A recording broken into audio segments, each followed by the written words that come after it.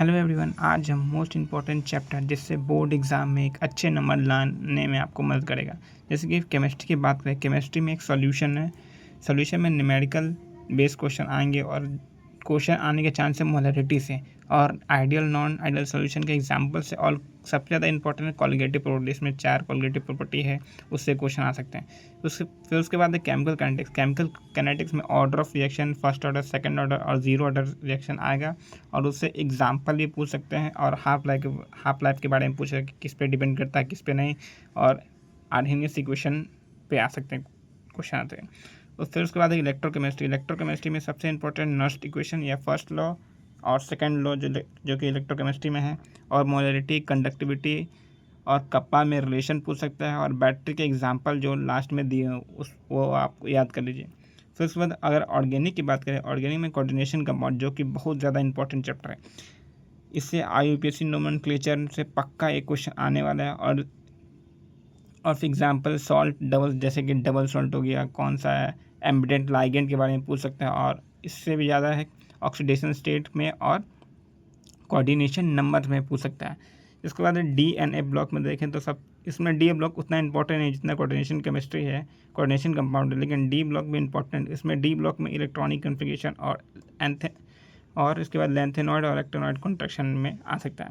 फिर ऑर्गेनिक की बात करें, ऑर्गेनिक में सबसे ज़्यादा इंपॉर्टेंट है नेम रिएक्शन के नाम, जैसे कि रोजमंडे हो गया, वुर्ज रिएक्शन हो गया, ये सारे रिएक्शन के नाम पूछ सकते हैं। और IUPAC नोमेनक्लेचर, जैसे कोई कंपाउंड देगा उसका नाम पूछ सकते हैं और उसके स्ट्रक्चर बना के उसका नाम पूछ सकते हैं। उसके बाद अमीन से आएगा अल्डिहाइड, कीटोन और कार्बोक्सिलिक से important chapter alcohol, phenol, ether भी और हेलो अल्केन। और इसमें से अगर बायोमोलिक्यूल की बात करें, बायोमोलिक्यूल में विटामिन की और इसेंशियल और नॉन इसेंशियल अमीनो एसिड और DNA और मोनोसैकेराइड का एग्जाम्पल आपसे पूछ सकते हैं। ये केमिस्ट्री की बात हुई।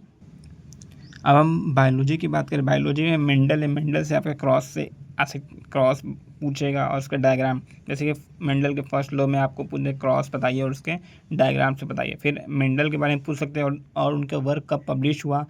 और को डोमिनेंस, इनकम्प्लीट डोमिनेंस एग्जाम्पल बताइए, किसके एग्जाम्पल है। फिर उसके बाद जेनेटिक्स में एक्सपेरिमेंटल प्रूफ, ये दोनों चैप्टर हैं, ये दोनों बहुत ही इंपॉर्टेंट चैप्टर, जेनेटिक्स और मेंडल।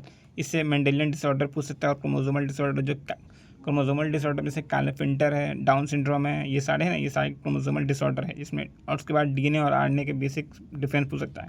फिर इसमें एक और है चरगेफ रूल, साइटोन A और G का, एड्रीन और ग्वानिन और साइटोसिन का रिलेशन पूछ सकता है। इसके बाद बायोटेक्नोलॉजी फर्स्ट और बायोटेक्नोलॉजी सेकंड, दोनों चैप्टर को मिलाकर हम बोलते हैं। प्लांट रेजिस्टेंस से पूछता है, इंसुलिन कैसे बनाया जा सकता है और रिस्ट्रिक्शन इंजाइम के बारे में पूछ सकता है। और इम्यूनो डिसऑर्डर और पैलिडोमिक सीक्वेंस से फिर उसके बाद ह्यूमन हेल्थ डिजीज़ में आपको इम्यून सिस्टम से पूछ सकता है और ड्रग से और एलर्जी से, जैसे कि कौन सा डिजीज़ किससे होते हैं, उसको कॉजेटिव एजेंट से क्वेश्चन आ सकते हैं। फिर उसके बाद ऑर्गेनिज्म में पॉपुलेशन ग्रोथ और पॉपुलेशन इंट्रैक्शन, जैसे पॉपुलेशन ग्रोथ और पॉपुलेशन इंट्रैक्शन की बात करते हैं। म्यूटलिज्म है, कमेंसलिज्म है, अमंसलिज्म है, इसमें क्या रिलेशन है, प्लस और माइनस का रिलेशन पूछ सकता है और उसके साथ एग्जाम्पल भी। सेक्सुअल रिप्रोडक्शन, फ्लावरिंग प्लांट की बात है, इसमें सिर्फ डबल फर्टिलाइजेशन से आपसे क्वेश्चन पूछ सकता है और इसके एग्जाम्पल, जिसकी इसमें और एग्जाम्पल पार्थेनोकार्पी हो गया, एपोकार्पी मिक्सिस हो गया, इससे एग्जाम्पल पूछता है।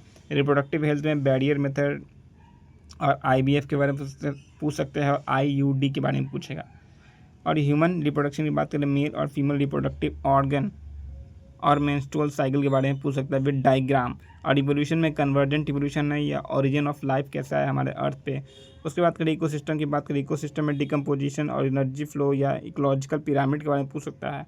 बायोडाइवर्सिटी एंड कंजर्वेशन की बात करें तो यहाँ पे कॉज ऑफ बायोडाइवर्सिटी लॉस पूछ सकता है और इसमें XC2 और NC2 कंजर्वेशन में पूछ सकता है। अब यहाँ बात करें फिजिक्स की बात करें, फिजिक्स में अगर सबसे ज़्यादा इंपॉर्टेंट है वो है लॉजिक गेट में बुलियन एक्सप्रेशन, जैसे कि or gate, and gate, NAND gate के बारे में पूछ सकता है।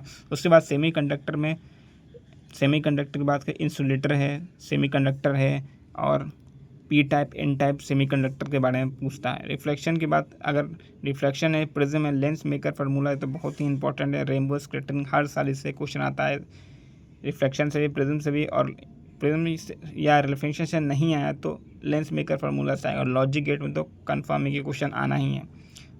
मॉडर्न फिजिक्स की बात करें तो बोर थ्योरी आएगा या आइंस्टाइन इक्वेशन पे एक क्वेश्चन आ सकता है। रेडियो एक्टिविटी मटेरियल पे और डी बर्गली इक्वेशन पे क्वेश्चन आ सकता है। एसी में ट्रांसफार्मर हो गया, रेजोनेंस हो गया, एलसीआर सर्किट हो गया। वेव ऑप्टिक्स में लॉज और एक्सप्लेन, वेव ऑप्टिक्स में 2-3 लॉ है, आप लॉ को याद कर लीजिए, वेव ऑप्टिक्स में हो जाएगा। फिर बात करंट इलेक्ट्रिसिटी की बात करें, करंट इलेक्ट्रिसिटी में पावर है, व्हीटस्टोन ब्रिज है, करंट डेंसिटी और ड्रिफ्ट वेलोसिटी रिलेशन और करंट डेंसिटी का रिलेशन पूछ सकता है। और उसके बाद है किरचॉफ लॉ, दोनों लॉ है, फर्स्ट लॉ सेकंड लॉ। फिर इलेक्ट्रिक फील्ड एंड चार्ज के बारे में सीरीज और पैरेलल कम्बिनेशन पूछ सकता है। फिर उसके बाद गॉस थ्योरम के बारे में गॉस थ्योरम आ सकता है। फिर पोटेंशियल कैपेसिटर में टॉर्क आ गया, इलेक्ट्रिक डाइपोल आएगा। फिर मूविंग चार्ज मैकेनिज्म की बात करें तो यहाँ पे बायो-सावर्ट लॉ है और रेडियस का फार्मूला आएगा। फिर और साइट्रॉन के बारे में पूछ सकता है। फिर ईएमआई की बात करें, फैराडे लॉ है, वो इम्पोर्टेंट। फिर आपसे यहाँ पे डायमैग्नेटिक, पैरामैग्नेटिज्म एंड फेरोमैग्नेटिज्म का एग्जाम्पल पूछता है और इसके डेफिनेशन, और लास्ट है लॉरेंज फोर्ड का फार्मूला पूछ सकता है। Thank you. बस आप इतना कर लें, आपके नंबर आसानी से आ जाएंगे। Thank you.